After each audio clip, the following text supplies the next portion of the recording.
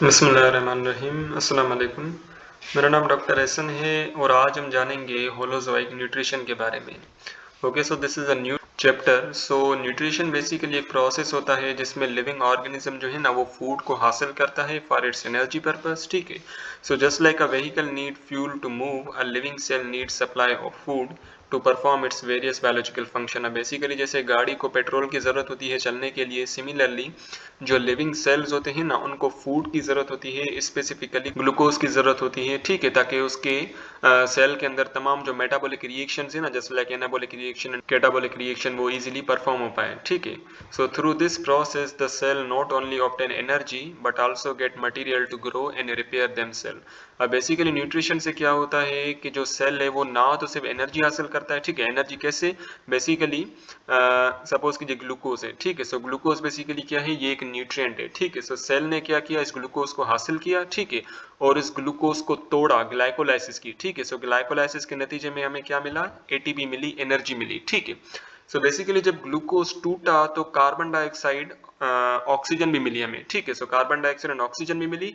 अब यही carbon dioxide and oxygen जो है ना ये बेसिकली सेल को चाहिए होती है ताकि वो दूसरे पार्ट्स जो है ना, दूसरे सेल पार्ट्स जो है उसको ग्रो कर पाए, उसको रिपेयर कर पाए। ठीक है, सो बेसिकली जो दूसरे मटेरियल्स हमें मिल रहे हैं ना, सेल को जो दूसरे मटेरियल्स मिल रहे हैं जैसे लाइक ऑक्सीजन हो गया या कार्बन डाइऑक्साइड हो गया, वो भी सेल को चाहिए होते हैं for its growth and for its repayment. Okay, so the food of any organism consists of different substances, the nutrients which are essentially required by the protoplasm to perform its different biological function. अब basically जो nutrient, जो food होते हैं वो basically हर living cell को चाहिए होते हैं ताकि उस cell के अंदर तमाम जो biological functions है, जो तमाम metabolic reactions है वो perform हो पाए। ठीक है, so cell के अंदर होता है cytoplasm and then we have the protoplasm. ठीक है, प्रोटोप्लाज्म क्या है? This is the living matter.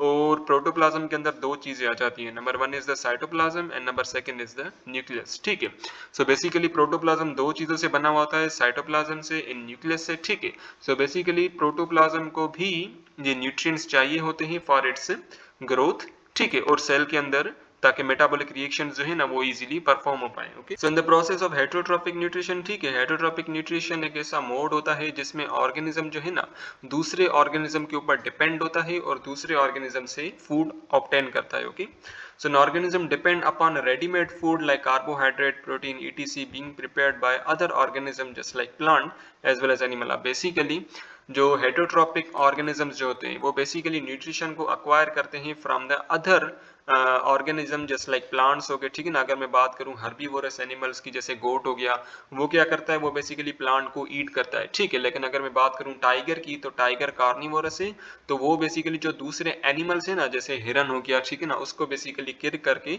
उसके अंदर जितने भी कार्बोहाइड्रेट और प्रोटीन्स है उसके बॉडी के अंदर, उन तमाम न्यूट्रिएंट को, उन तमाम कार्बोहाइड्रेट एंड प्रोटीन को वो बेसिकली हासिल करता है। ओके, सो जो होलोजोइक, ये जो लफ्ज है ना ये ग्रीक वर्ड से लिया गया था। Holo means whole and zoikos means animals. ठीक है ना, of animal. So holozoic nutrition is one of the type of heterotropic nutrition which commonly occurs in animals. अब basically holozoic nutrition किसकी टाइप है? heterotropic nutrition की type है। ठीक है, जो कि ज्यादातर हमें एनिमल्स के अंदर देखने को मिलती है।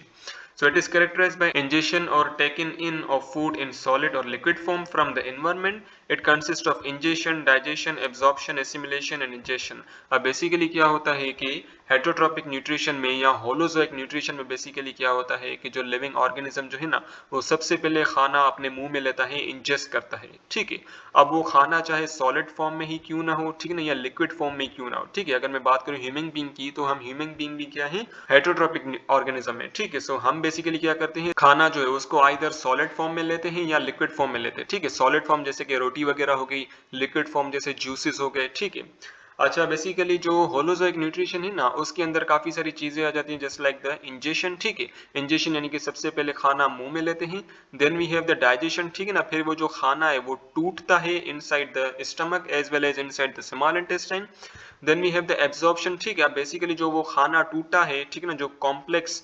पार्टिकल है, ठीक है ना, जो कॉम्प्लेक्स कार्बोहाइड्रेट या कॉम्प्लेक्स प्रोटीन जो है वो जब टूटे हैं इनटू देयर मोनोसेक्राइड, अब वही मोनोसेक्राइड क्या होंगे? एब्जॉर्ब होंगे, यानी कि वो ब्लड में मिक्स होंगे। ठीक है, then we have the assimilation, यानी कि यही जो मोनोसेक्राइड जो है वो बेसिकली जब सेल के अंदर जाएं और सेल बेसिकली उन मोनोसेक्राइड से एनर्जी हासिल करे, सो इस प्रोसेस को हम कहते हैं assimilation. And finally we have the egestion, जब क्या हो कि अनडाइजेस्टेड फूड या वेस्ट प्रोडक्ट अगर सेल जो है वो बाहर एक्सक्रीट कर रहा है तो उसे हम कहते हैं इजेशन। ठीक है, सो आइए बारी बारी पढ़ते हैं। सबसे पहले इंजेशन है। इंजेशन यानी कि सिंपली खाना मुंह में लेना। ठीक है, so taken in food into the cell और in body.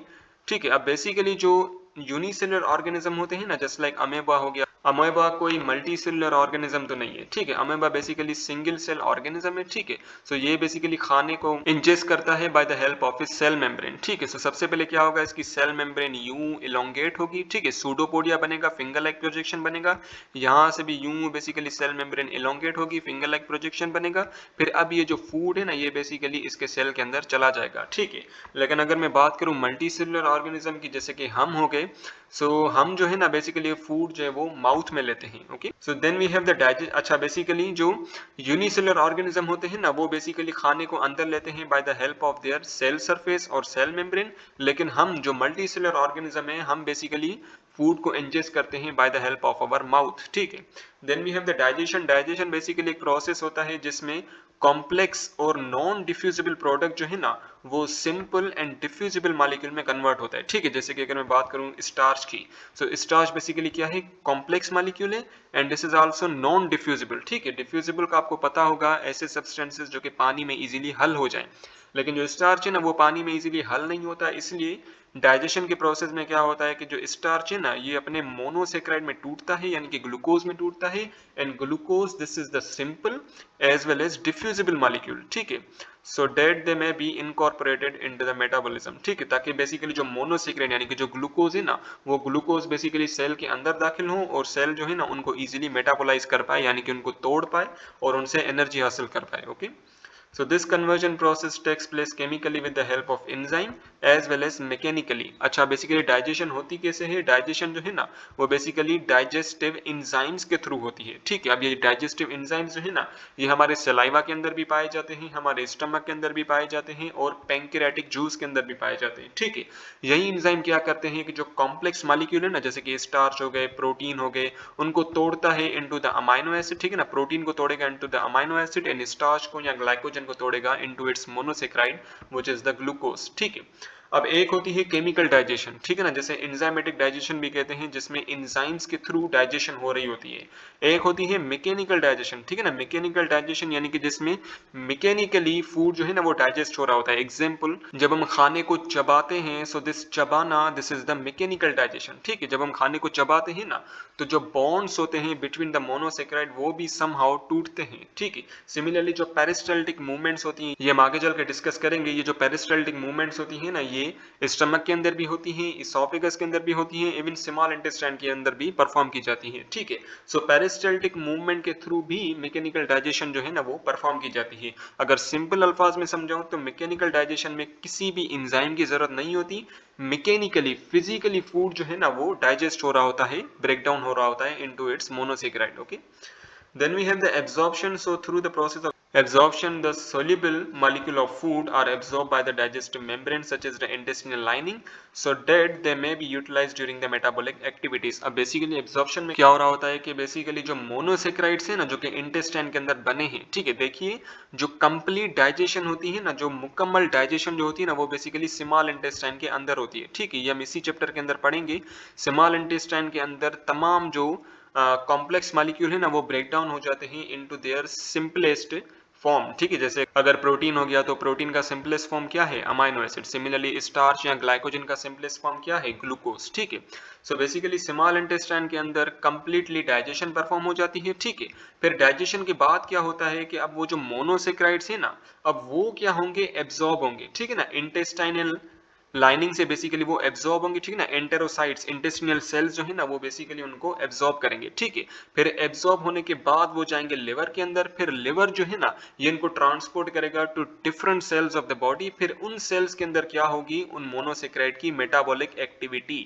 Okay, then we have the assimilation, so the process of utilization of the absorbed molecule during the metabolic process of cell is called the assimilation. अच्छा, basically assimilation एक process होता है जिसमें सबसे पहले food molecule जो है ना वो सेल के अंदर दाखिल होता है, फिर सेल जो है ना उस फूड पार्टिकल को मेटाबोलाइज करता है, उसको डाइजेस्ट करता है, उसको तोड़ता है ताकि बेसिकली उस फूड पार्टिकल से एनर्जी हासिल की जाए। ठीक है, सो इस प्रोसेस को हम कहते हैं assimilation. Okay, finally we have the egestion, so the process of removal of undigested food from the cell or body is called the egestion। ठीक है, so egestion एक प्रोसेस होता है जिसमें अनडाइजेस्टेड फूड यानी कि ऐसा फूड जो कि डाइजेस्ट हो ही ना सके, वो वाला फूड पार्टिकल जो है ना वो सेल से, अगर यूनिसेलर ऑर्गेनिज्म है तो सेल से बाहर निकालेगा, या अगर मल्टी सेलर ऑर्गेनिज्म है तो बेसिकली बॉडी जो है ना उसको बाहर निकालेगी bye the help of anus. ठीक है।